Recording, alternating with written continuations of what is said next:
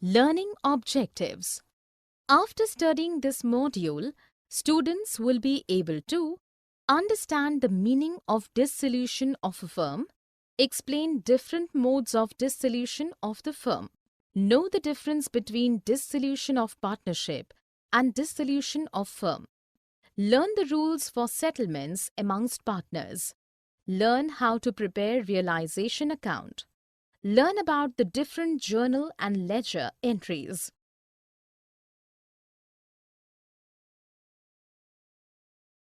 Meaning of dissolution of a firm. Definition of dissolution of a partnership firm. According to Section 39 of the Partnership Act 1932, the dissolution of the partnership between all the partners of a firm is called as the dissolution of a firm. This brings an end to the existence of the firm, and no business transactions are to be done after dissolution except the activities related to the closing of the firm, as all these need to be wound up by selling firm's assets and paying liabilities. Dissolution of partnership. There is a difference between the dissolution of the firm and dissolution of the partnership. The dissolution of partnership changes the relationship between the partners, which is already there, but the firm can continue its operations normally. The dissolution of the partnership may happen in the following ways: change in existing profit-sharing ratio among partners, admission of a new partner, retirement of a partner, death of a partner, insolvency of a partner, completion of the project, expiry of the period of partnership. Dissolution of firm. Dissolution of the partnership firm can happen without the involvement of the court or with the involvement of the court. When a firm dissolved, then the partnership between the partners also get dissolved. There are many ways in which the dissolution of the firm happens.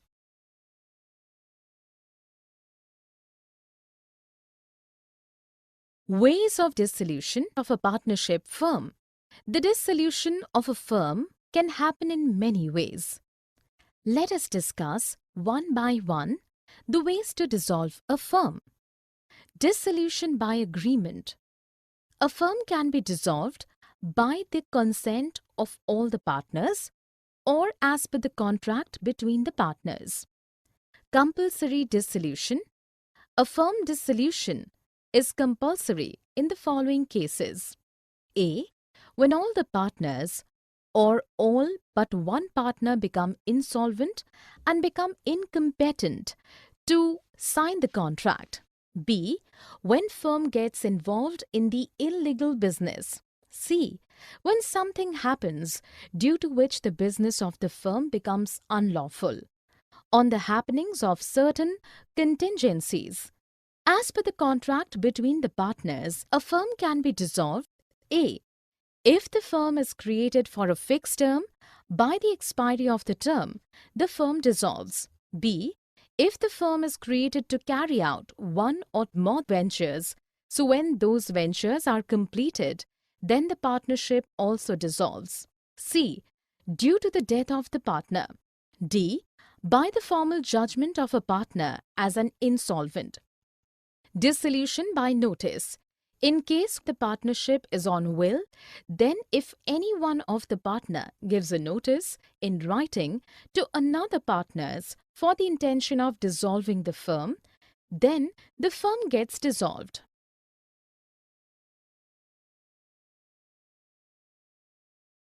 Difference between dissolution of partnership and dissolution of firm. Dissolution by court. A court may allow the partnership firm to be dissolved due to the following reasons. When a partner becomes permanently disabled to perform his duties well, when a partner becomes insane, when a partner misconduct and which can harm the business, when a partner breaks the partnership agreement, when the business of the firm cannot be carried on except at a loss. Difference between dissolution of the firm and dissolution of partnership. Termination of the business. In dissolution of the partnership, the business of the firm is not terminated, whereas in dissolution of the firm, the business is closed. Settlement of assets and liabilities.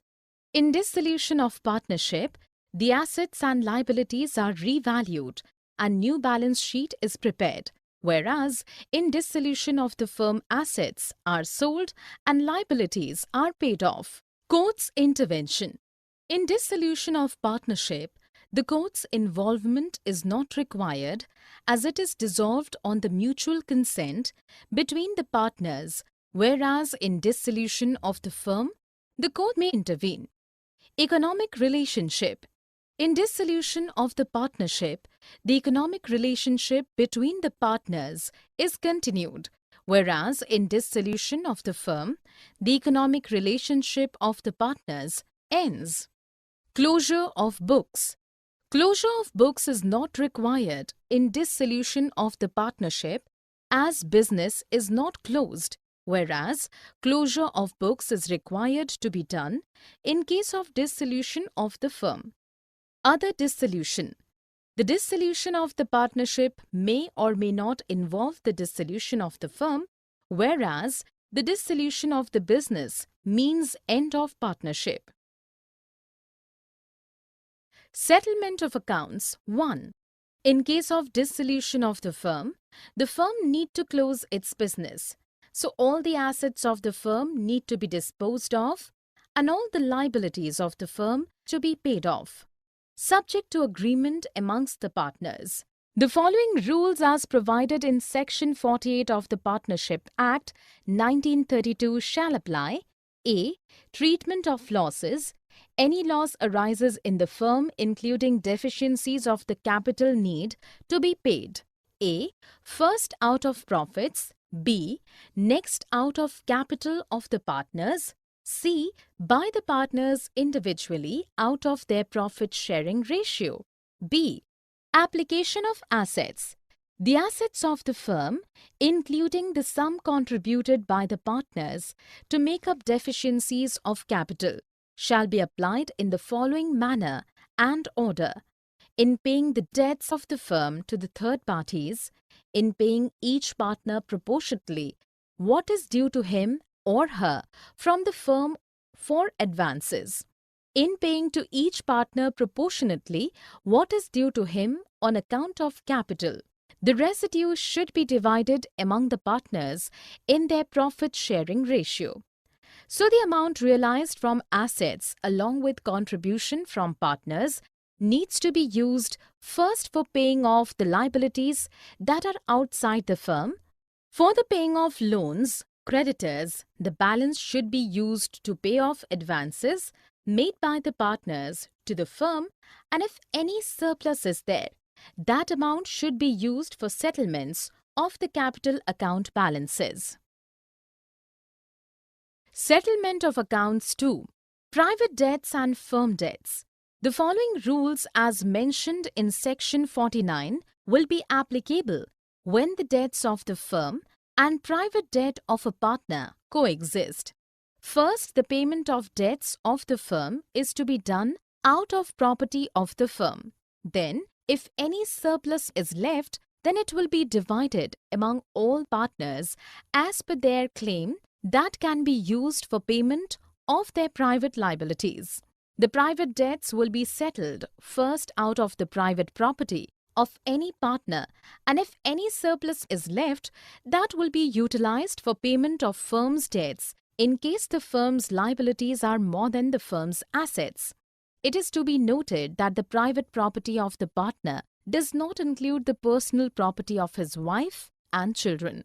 So, if the assets of the firm are not sufficient to pay off firm's liabilities, the partners have to contribute out of their net private assets, which is private assets, private liabilities. Accounting treatment. When the firm is dissolved, then all the books related to accounts needs to be closed and profit and loss of after realization of assets and clearing of liabilities needs to be calculated. We have learned earlier also that a realization account is to be prepared to find out net profit or loss after realization of assets. and clearing liabilities, which is to be shared by the partners in their profit-sharing ratio. Journal entries in case of dissolution of Firm 1. Journal entries. We need to do the following journal entries in case of dissolution of the firm. For transfer of assets, all asset accounts excluding cash, bank and the fictitious assets need to be closed by transfer to the debit side of realization account at the book value. Sundry debtors is transferred at gross value and the provision for doubtful debts is transferred to the credit side of realization account with liabilities. The same thing will apply to fixed assets if provision for depreciation account is maintained. For transfer of liabilities, all the accounts related to external liabilities, including provisions, if any, are closed by transferring them to the credit of realization account. For sale of assets, the journal entry for the sale of assets would be for an asset taken over by a partner. When any asset is taken over by the partner, entry would be for payment of liabilities, the entry will be for a liability which a partner takes responsibility to discharge. If a partner takes up the responsibility to discharge a liability, then the entry will be for settlement with the creditor through transfer of assets. When a creditor accepts an asset in full and final settlement of his account, journal entry needs to be recorded. Journal entries in case of dissolution of Firm 2. When a creditor accepts an asset whose value is more than the amount due to him, he or she will pay cash to the firm for the difference, for which the entry will be for payment of realization expenses. When the expenses are incurred and paid by the firm in the realization of assets and payment of liabilities, the entry will be when realization expenses are paid by the partner on behalf of the firm, then the entry will be when a partner is ready to undertake the dissolution work for a decided remuneration, bear the realization expenses. If the payment of realization expenses is made by the firm, then the entry will be if partner himself bears the realization expenses, then no entry is required to be done in books of accounts. For decided remuneration to that partner, the entry will be for realization of any unrecorded assets like goodwill. The entry will be for settlement of any liability which is not recorded in the books of accounts, for transfer of profit or loss on realization. In case of profit, the entry will be. In case of loss, the entry will be for transfer of accumulated profits in the form of reserve fund or general reserve.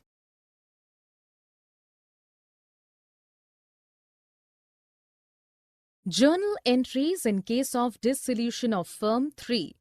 For transfer of fictitious assets, if any, to partners' capital accounts in their profit-sharing ratio. For payment of loans due to partners, the entry would be done as follows.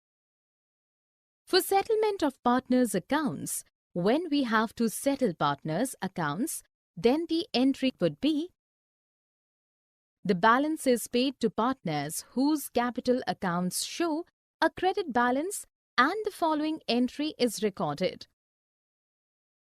Let us understand this with an example.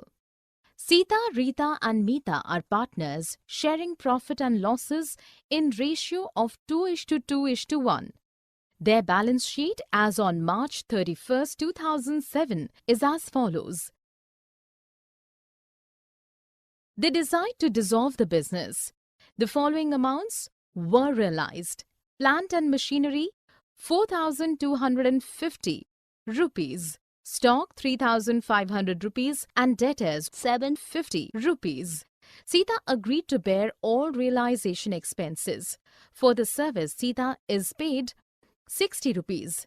Actual expenses on realization amounted to 450 rupees. Creditors paid 2% less. There was an unrecorded asset of 250 rupees, which was taken over by Rita at 200 rupees. Prepare the necessary accounts to close the books of the firm. Summary. Let us summarize what we have learned in this module.